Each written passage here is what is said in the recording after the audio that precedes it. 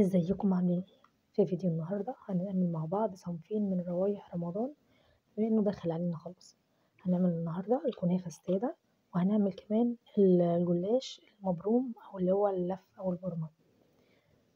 اول حاجه هنبدا بيها هي الشربات. هنعمل كميه تكفي للصنفين. انا مستخدمه نص لف جلاش اللي هي يعتبر نص كيلو، وكيلو كنافه. هحط على النار 4 كوبايات سكر، سكر خشن سكر ناعم اللي انت حباه، مش هتفرق خالص في الوصفة. وهحط عليهم كوبايتين من المية العادية اللي هي الحنفية عادي. وهحط معاهم عصير ليمونة كبيرة، وهقلبهم شوية كده. طبعا انا لسه ما شغلتش النار. الليمون لو حابة مثلا انك تضيفي حاجة مثلا زي عسل نحل او حاجة تمام، انا بس بكتفي بالليمون وهو بيكون كويس، وبضيف معاه القشر لانه بيديله ريحة كويسة جدا. لو حابة انك تضيفي فانيليا بس ضيفيها في الاخر بعد ما الشربات يعني يبقى خلاص هتسيبيه يبرد تحطي الفانيليا. ممكن تحطي زعفران، ممكن تحطي حاجات يعني كتير منكهات بالسباتيولا كده، وهنزل بالاطراف او الحروف بتاعه السكر علشان ما يكونش فيه سكر متجمع وينزل هو بيغلي، فيبدأ بيعمل سكر كده بيخليه يتبلور. في الوقت دوت هرفعه على النار وهسيبه حوالي 10 دقايق من بعد الغليان. هحسب 10 دقايق من بعد ما يغلي. دي الكنافة هي مجمدة، هسيبها في بولة غويطة تفك التجميد بتاعها كله عشان اقدر ان انا اكسرها او ان انا اقطعها. وكمان الجلاش كان لسه برضو مجمد، هحطه اهم حاجة ان انا اغطيه كويس علشان ما ينشفش معايا ويتكسر. انا محتاجة ان هو يفضل طري ويحافظ على طراوته.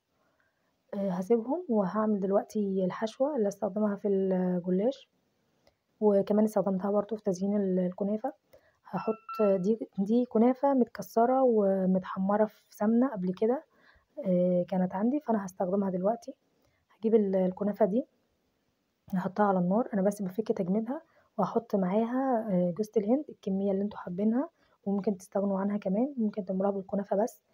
هضيف معلقتين سمنه بس بحيث ان هم يحركوا معايا الخليط. انا مش حاطه سمنه كتير لانه انا اصلا مستخدمه سمنه قبل كده في تحمير الكنافه، فهي اوريدي فيها الكنافه فيها السمنه بتاعتها. هضيف كمان معلقتين سكر هيساعدوا في ان هي تاخد لون حلو ويسكروها شويه. وهافضل إن أنا أقلّبهم. حاولي إن إيدِك تكون فيهم على طول، بحيث إن أنتِ ما تدوسيش عليها فتبدأ إن هي تحمَر من مكان ومكان لأ، أو حاجة تاخد لون وحاجة لأ. فأنتِ يعني إيه معاها كده على طول. هاخلط لحد ما يعني جوز الهند طلّعت ريحتها ولونها غيّر حبّة وهي فكّت خالص، كده تمام بالنسبة لي. أنا مش عايزة أكتر من كده، أنا كده لسه هاضيفها في الفرن، لسه يعني هتدخل في الفرن، فكده حلو أوي. وهاسيبها بقى إن هي تبرد خالص. الحشوة أنا مش باستخدمها وهي سخنة، لازمًا تكون باردة تمامًا. في الوقت دوّة هابُص على الشربات، هو بدأ في الغليان، وصل للمرحلة دي. آمم، هو كده برضه هيبقى تمام معايا.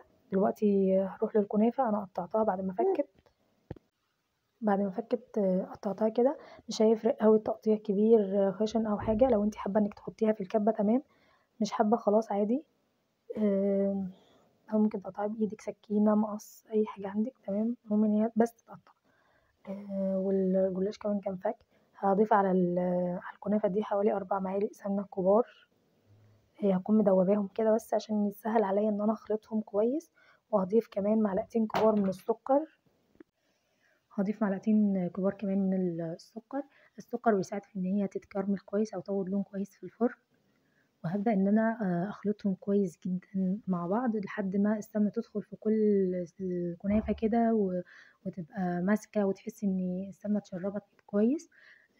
وبعدها كده هاوقّف، هاخلط بس كويس. شايفين عاملة يعني ماسكة شوية كده، تحسّوها إن هي بدأت السمنة بتاعتها تدخل فيها كلّها. هاحضّر الصينية بتاعتي في الوقت دوّة وهادهنها برضه سمنة وأتوصّى في الصينية بالسمنة، لإن السمنة هي اللي بتعمل ليها طعم كده وبتخليها حلوة. السمنة معروفة في الكنافة. هدهن الصينية كويس جدا من القعر وكمان من الأحراف بتاعتها.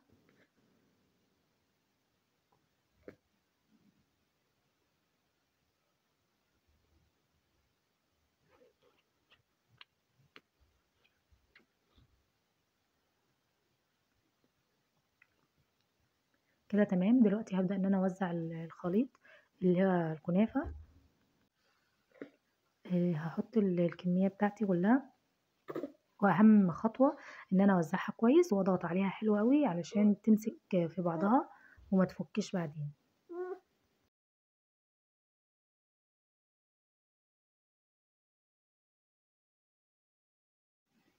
ممكن لو حابة انك تسهلي على نفسك خطوة زي كده انك تستخدمي صينية تكون مقاسها قصير شوية وتضغطي بيها. ده هيسهل عليكي اكتر وهيساوي بسرعة. بعد ما اخلصها ادخلها الفرن. حابة انك تضيفي سمنة على الوش. تمام. انا كنت حاطة كمية كويسة فهستكفى بيها. دخليها الفرن على حرارة كويسة كده وعالية، وتأكدي ان هي بس احمرت من كل الجناب من فوق ومن تحت. لو ما احمرتش معاكي من تحت اقلبيها من فوق، قصدي اقلبيها وهي هتحمر. دلوقتي الجلاش برضو فك، فهنبدأ نشتغل فيه على ما الكنافة تستوي. ديت لفة من جلاش. الورقة اللي هي متقطعة جامد انا مش عارفة اشتغل فيها فهطلعها بره. واول حاجة انا مجهزة الصينية بتاعتي مدهونة سمنة وتمام، حطها جنبي. دلوقتي هبدأ ان انا اقطع شرايح طويلة كده من الجلاش، هقطعها بالعرض مثلا حوالي 3 صوابع كده.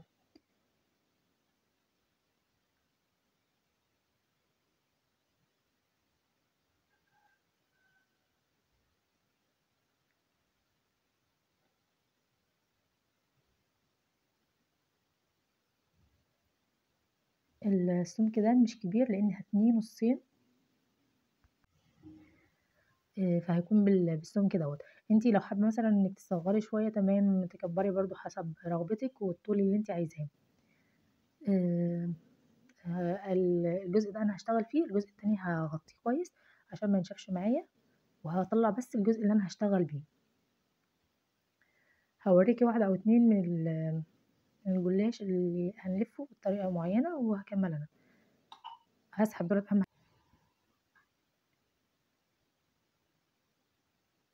هتني نصين وبصوابعي الاتنين كده. هحط ورقة الجلاش ما بينهم، وهستخدم صبعي الكبير في ان انا الف وصوابعي التانية ان هي تثبت الجلاش نفسه. آم، هي سهلة خالص بس انت يعني ايه واحدة واحدة كده وهتبقى تمام. حاولي ان انت تبقى بالراحة، يعني ما تشديش صوابعك جامد لان ده ضعيف جدا وهيتقطع معاكي. وما تخليهاش مهوية قوي، يعني اظبطي ايدك بس كده وهتبقى كويسة. هو ده شكلها. متخافيش من الفراغ اللي تحت، هو كده كده بيتعمل. حاجة نسيت اقولها لك ان احنا بندهن سمنة قبل ما بنلف، يعني الورقة بدهنها وبعدين اقسمها نصين وبعدين ابدأ في ان انا الفها.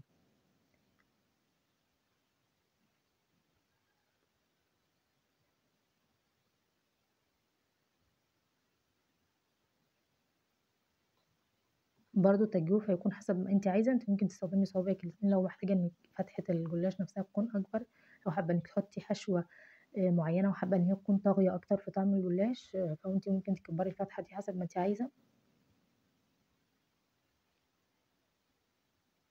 دي كانت طريقته. هكمله انا بقى. دلوقتي الكنافة استوت، هطلعها. واخدة اللون دوت. انا مش عايزاها افتح من كده خالص، انا محتاجاها في اللون ده.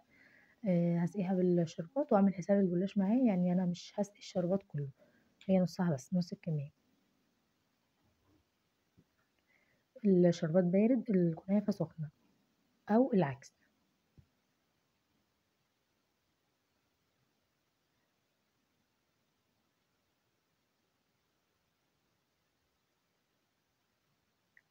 هتوصى شوية بالحروف علشان بتكون ناشفة شوية، وفي العموم هي مش هتنشف لان انا هغطيها بعد ما اسقيها كويس، هغطيها على طول عشان تدي تراوح شوية وما تقرمش. لو انت بتحبيها مقرمشة تمام سيبيها كده.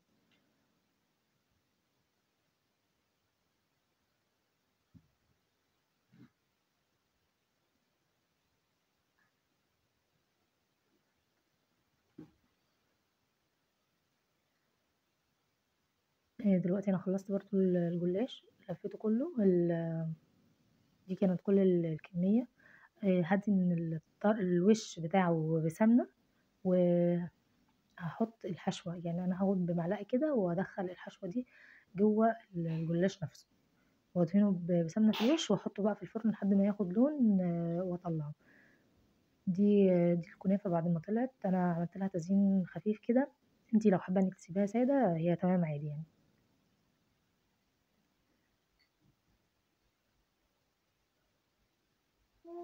حطيت طبقة كريمة، دي خطوط شوكولاتة، ودي كنافة من اللي انا كنت محمراها بجوز الهند مع الجلاش. ده الجلاش بعد ما اخلص برضو انا بعد ما اخلص بسقيه تمام، ومش بغطيه مش زي الكنافة، انا مش محتاجة ان الجلاش يطلع طري. وده شكله، بسيبه يبرد تماما وبيبقى كده. رصيه بقى زي ما انت عايزة، يقعد معاكي فترة كويسة في الفرن. وبس كده، ده فيديو النهاردة.